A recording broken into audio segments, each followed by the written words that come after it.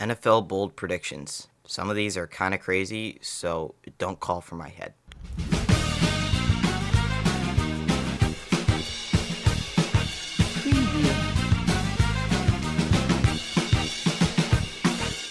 Welcome to the Drop Back, everybody. My name is Dom, and today I'm going to be giving you my NFL bold predictions, one for each team in the NFL. So how this is going to work is I'm just going to go through teams, divisions, and kind of just give a bold prediction for each team. Some of them are kind of crazy because I couldn't think of some for certain teams. So that's my disclaimer. Some of these might be a little ridiculous. Some of them I'm actually more confident about than I am others. So if you guys do enjoy, please drop a like, drop a sub, and I would very, very appreciate it. So let's get into it, starting with the Carolina Panthers out of the NFC South. This is one I'm not really too confident about, and I couldn't really think of something for them. My kind of focus for the Panthers is something to do with Bryce Young, and I think that is Bryce Young throwing for over 4,000 yards and getting Xavier Legette to 1,000 yards and solidifying him as the wide receiver one. And I think that because Legette is a talent that I feel like has been kind of overshadowed by all these other guys like Odunze, Marvin Harrison. I feel like he just isn't really displayed enough on social outlets. And I think this dude's nice. I've just been looking at all of his training camp footage because my brother's a Panthers fan, so I've been seeing a lot from him. And if anybody's going to reach 1,000 yards that isn't Deontay Johnson on the team, I think it's going to be Xavier Legette. Next up is the New Orleans Saints. And my bold prediction for them is that Derek Carr will be benched by week 5, and Spencer Rattler will come in and make them compete for the division. Now, I say this because the Saints were a somewhat competent team last year. They lost a lot of games that were close, very close scores, 3 points or something around there. I think big part of that is Derek Carr. I was someone who was very high on him last year, but it just hasn't really worked out. I would feel confident putting Rattler in and playing him and being able to rally behind him opposed to Derek Carr. I don't know if Carr is going to have a short leash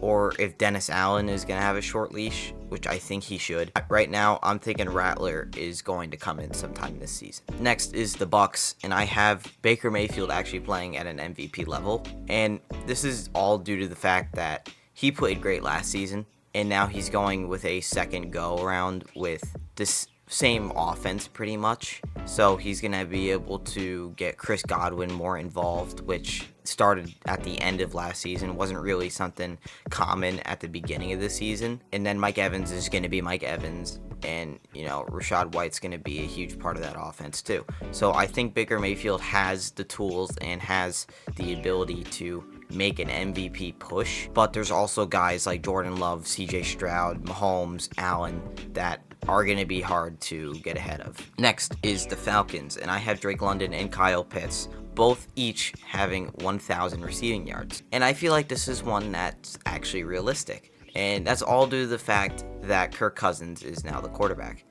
They have been struggling with abysmal quarterback play, and then Arthur Smith not helping at all. The only thing that could really stop this is Bijan having a ridiculously good season, which is highly possible. I think Kyle Pitts is finally going to, be used as the role that he got drafted for, and Drake London has shown promise. Now that there's a good quarterback there, I feel like he's going to be able to give the production that has been shown possible through the last 2 seasons. So going to the NFC West now. With the Cardinals, I have Marvin Harrison Jr. is going to break the rookie touchdown record, and that's for receivers. The reason I say that is him and Trey McBride, I feel like, are the best options when it comes to getting the ball in the end zone on that team, besides Kyler running it. Michael Wilson's good too, but I would prefer to have either one of those guys getting the ball in the end zone. And if Harrison doesn't get hurt, it's very possible he has the chance to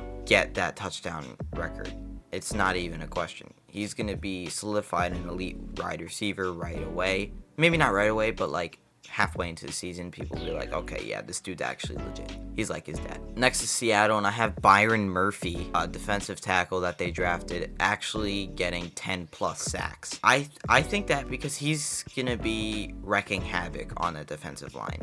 They really needed somebody that, is going to help produce pressure on the quarterback And this dude's another breed. He's been ridiculous at training camp, and I think if anybody is going to, shock some people and open some eyes, it's going to be Byron Murphy when it comes to defensive players. Next is the Rams, and I actually have Cooper Kupp resurging and leading the team in yards. And I feel like that's simple because I feel like people are going to be more focused on Puka Nacua after that season he just had. So, and if Cooper Kupp is really fully healthy like they've been saying, he's going to be able to get a lot more production than Nacua might, because Nacua is probably going to be having the harder defenders on him. So I feel like this is a very realistic prediction, and this is actually one I'm really confident about. So I'm going to stick with it. Next is the 49ers. This is one I'm not really too confident about because I couldn't really think of anything for them. But the best thing I could think of was Purdy has a down season due to his O-line.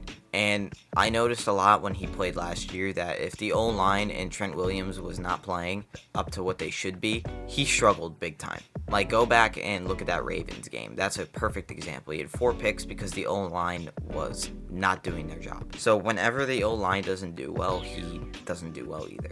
And that makes sense. Their offensive line got worse. If Trent Williams is not holding down the blind side for them, and I don't know what's going on with him because he says he's not playing until his contract gets figured out. If the Niners don't get anything done, this is going to be bad. Next is the NFC East. I have the Commanders here, and my prediction is Jaden Daniels competing with somebody else not named Caleb Williams for the Offensive Rookie of the Year. And I feel like this is possible just due to all the dynamic tools he has. He can run the ball as long as he doesn't get himself killed, and he's a pretty good passer as well. And I feel like a better prediction is that McLaurin is going to have a career year because of Daniels. And I feel like that's kind of a given here, because McLaurin is really talented. He just hasn't had the quarterback play. And I feel like because of that, Daniels is going to have a ridiculously good season. Even though they may not win a lot of games because the team is still not good, Daniels could still have a pretty solid season. Next is the Giants, and I actually have Brian Burns finishing top 5 in sacks in the NFL this year. I feel like this is one I would be willing to put money on, because think about it. They have Brian Burns now, and then they have Thibodeau on the other side, and then they have Dexter Lawrence up the middle. So know that now that's 3 guys they really got to worry about. Either one of them is going to be top 5 in sacks this year, because there's so many of them that you really need to worry about. But I feel like Brian Burns is going to be the one, because I feel like he is the best player on that defense, on the defensive line as well. And, because he's been in Carolina, he's been kind of overshadowed, overlooked. So I feel like he's really going to be like, yeah, this is who I am. Give me the respect I deserve. So top 5 in sacks, Brian Burns this year. Next is Dallas. And as you guys may know, that CeeDee Lamb just got paid big time. 4 years, 136, 100 guaranteed. And on that topic, CeeDee Lamb is going to break the receiving record in a single season. Now, hear me out. Dak Prescott always throws for a ton of yards, right? Always 4,500 almost every year at least. CeeDee Lamb is a clear-cut wide receiver 1 on this team. They might try to double cover him and stuff like that, but this dude is too good to just lock down completely. And I feel like if there is a year for him to have a year like this, it's going to be this year, because their number 2 is Brandon Cooks, who I think is still pretty good, but nowhere on that level of CeeDee Lamb. And then Ferguson's a good tight end, but at the same time, no level, not even close to CeeDee Lamb. And their run game is going to be abysmal. They brought back Zeke. They're going to be in the air a lot this year, and Lamb is going to be the go-to. So, NFL receiving record, very possible. Next is the Eagles, and I have Saquon actually leading the league in rushing. And I feel like this isn't too bold, but I feel like it's still realistic and something a little out of the box, because a lot of people have Breece Hall leading the league. And I object to that because this Eagles offensive line is ridiculously good. Even though Jason Kelce isn't there anymore, the offensive line is still very good, and Saquon will perform really well if he has a good offensive line. You couldn't really see that with the Giants. Like, he performed well with the Giants, but not to the level that he really could have because of the O-line being so putrid. And if he doesn't get hurt, I think that he's going to be on pace to reach close to 1,700 yards, something ridiculous like that. Okay, next is the NFC North, and this one this is the Vikings. I really couldn't think of anything because this team is a dumpster fire. I said Sam Darnold proves himself. I don't really know what I mean by that. I guess that he proves some people wrong, showing that he's not really that bad, but at the same time, maybe not amazing. Like a serviceable quarterback that's going to win games and can be like a system QB, can actually run an offense quite well in the NFL. That's really all I have for them. I couldn't really predict anything. Maybe like Justin Jefferson under 1,000 yards, but I feel like that's not realistic. Maybe because Hawkinson's out, but I just don't feel like that's realistic. So Sam Darnold proves himself. I guess that's what I gotta go with. Next is the Bears, and I said Caleb Williams gives Keenan Allen a career year, and I couldn't really think of anything for Caleb Williams or the Bears. I guess like finishing over 500, but a lot of people are saying that. I don't think it's gonna happen. I think they're gonna be around 8 and 9, third in the division, and I couldn't really think of too much for them. I guess maybe like Jalen Johnson leading the league in picks, but that was in my predicting league leaders video. If you want to watch that, click here. After the video, of course, but I think Williams could give Allen a career year if he stays healthy and on the field, because I feel like he's one of the best people to go to if you need a jump ball or something like that. He's got ridiculously good hands, but at the same time, DJ Moore and Rome Odunze are also on that offense. Don't forget Cole Kmet too, so another one I'm not really too confident about. Next one, my team, the Green Bay Packers. I am very confident about this one, and I'd be willing to put money on it, so maybe I will. If this gets 10 likes and if I get 10 likes and reach 5 subscribers, I will put $25 on Dontavian Wicks solidifying himself as the wide receiver 1 and leading the team in yards. And I say this because as a Packers fan, I watch them so much. And this dude, the things this dude has done are unbelievable. And I feel like out of everybody on the team, besides maybe Christian Watson, he has the best opportunity to become the number 1 receiver and the best receiver on the team. I mean, his route running is very similar to Devontae Adams. He has great hands. He's got good speed. He does almost everything right. And if you were looking to like buy sports cards, rookies, cheap rookies, this is a dude to invest in, because the name is low key. Because people like Christian Watson, Jaden Reed, and Romeo Doubs. He's number 4 on the depth chart right now, but he won't be after this season. Trust me. Next is Lions, and I have Aiden Hutchinson tying the league in sacks. And I feel like it's only in due time that this dude leads the league in sacks, right? I have him tying with somebody else, which I talked about in the last video, the predictions. I said Max Crosby will lead the league in sacks. And, I thought about it a little bit. I think Hutchinson can either be a sack behind or tie him, because this dude is an elite talent as well. And the only problem with that is there's not really a lot of disruption besides Hutchinson on defensive line in Detroit. So I feel like that could be kind of a stopgap there.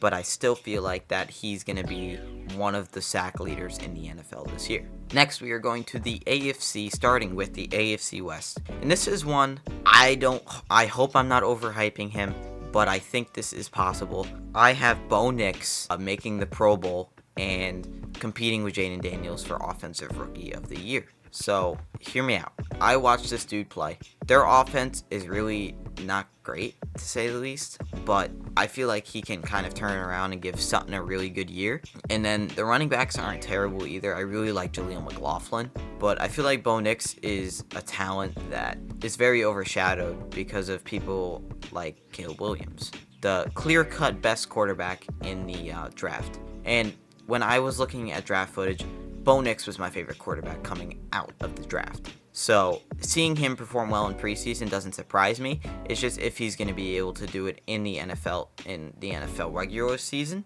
And I feel like Sean Payton is a huge part of this too. He's kind of like a quarterback whisperer, it seems like. So yeah, I got Bo Nix having a really good season, maybe even making a Pro Bowl. Next is the Raiders, and I actually have Gardner Minshew contending for a playoff spot, leading the Raiders there. And this might be a little crazy, but the defense is not bad. And Antonio Pierce, I really like him. Minshew isn't bad either. I don't know where all the Minshew hate started, but when Richardson got hurt last year, Minshew produced on the Colts. It's not like he didn't. And he's got better weapons than he did on the Colts, in my opinion, because he's got Devontae Adams, Jacoby Myers, and Brock Bowers, who's going to be an all-pro tight end eventually, and then Michael Mayer, who's pretty solid too. So, I can't really think of a reason why he wouldn't be able to lead this offense. He's a good quarterback in the NFL. He definitely should be a starter somewhere. So, I feel like this is a reasonable prediction. Next is the Chargers, and I actually have Ladd McConkey hitting 1,000 yards, and all due to Justin Herbert. McConkey is a great receiver, and if anybody's going to help him get that 1,000 yards, if there's a better situation, it would be the Chargers, because they don't have weapons. They have Josh Palmer and Quentin Johnston, who can't catch anything. So, if they're going to go to anybody, it's going to be Ladd McConkey. Next is the Kansas City Chiefs, and this one, I honestly could see happening. I have Travis Kelce finishing under 1,000 yards. Now, I say this because the Chiefs' offense is better than it's been in a long time, because they have more weapons. They have Pacheco, obviously. They have Xavier Worthy now. They have Rashee Rice, Marquise Brown, and they just added Juju back. So there's a lot more weapons than there usually is, so that ball's going to get spread out a lot more. Obviously, Kelce is going to be one of the favorite targets, him and Rashee Rice probably, if he doesn't get suspended for some stupid reason. But they're going to be the favorite targets, but still, that ball is going to be spread out a lot more, and I feel like Kelce might get hurt or something and then not be able to hit that 1,000-yard mark, so I'm going to stick with that prediction. Next is the AFC East. I have Patriots being the worst team in the NFL. That's bold. I don't think it's going to happen. I think it's going to be the Giants. But I guess that's probably one of the better predictions I can give right now. I don't really have anything to say about them. Drake May might be good. I don't know. The offense sucks. The defense could be good. I don't know about Gerard Mayo. I just don't know. I couldn't predict anything for that team. So I guess that's the best I can give you here. Next is the Bills. The Bills will not make the playoffs. I have them finishing 9-8. But the AFC is so good that it's just not going to happen. They're not going to make it in like that. There's better teams, and Josh Allen has to carry the offense on his own.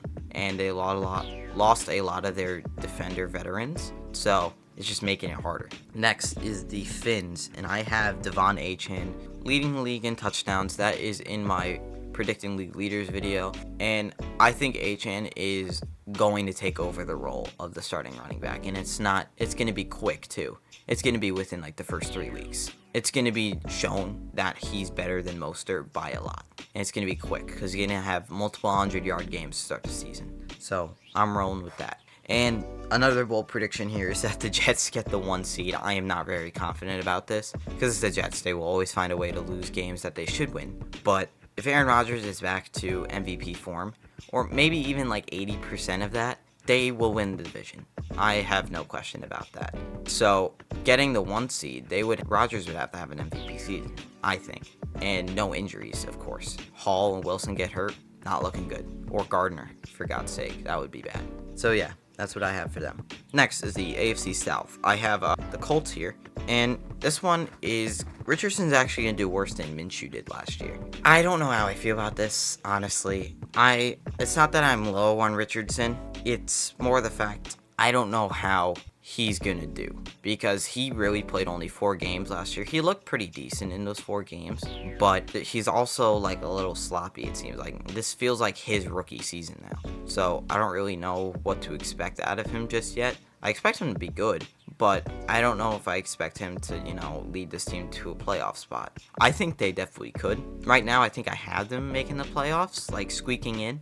But, is it going to be pretty when it comes to Richardson? Next is Jags, and this one's actually a fantasy football prediction, which I don't really do, but I found it kind of interesting, and it's Travis Etienne is going to be the best fantasy running back. And I say this because he's dynamic. He catches the ball, he runs the ball. And now that the Jags lost a little bit of their weapons, they still have Christian Kirk. Brian Thomas is there, Gabe Davis is there, Evan Ingram's there. The offense is still pretty good, but I feel like Etienne's going to get a little more attention than he usually does. So, that's what I'm going with here. Next is the Titans, and I have Will Levis throwing for 4,000 yards. Now, I love Will Levis. I honestly think he's a good quarterback.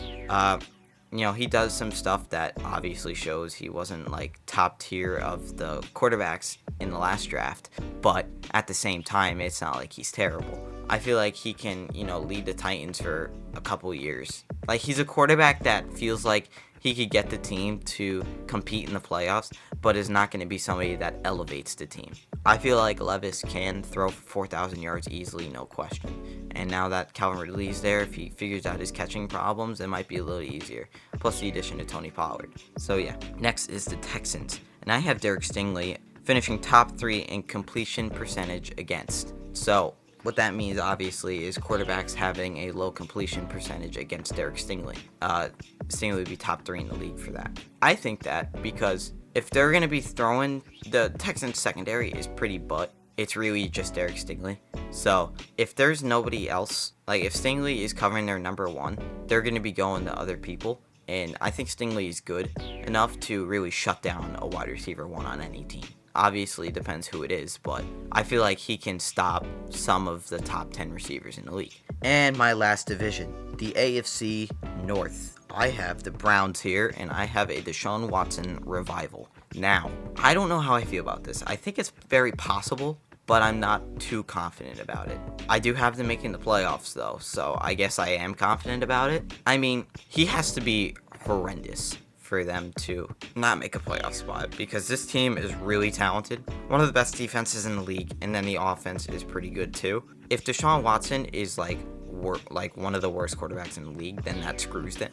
But if he's even just like somewhat serviceable, this team will make the playoffs. And I think Deshaun Watson's actually going to have his revival this season, because he's kind of gotten a little more time to, get back in the groove of things. He's not injured anymore, and this is going to be like his actual first full season again without injuries or anything stupid happening. So I feel like revival is bound to happen. Next is the Steelers, and I have Russ making the Pro Bowl. Now, Russ was pretty good last season on Denver, but because he was on Denver, nobody cared. So he's on the Steelers now that has some pretty decent weapons around him. He's got Pickens, he's got Najee, he's got Warren. It's not a bad team. It's the only thing is if Russ really plays to how he should. And I think he will. I'm not concerned about it. And the defense is going to do their part too. It's always good. Always good. So all he needs to do is just have a good season.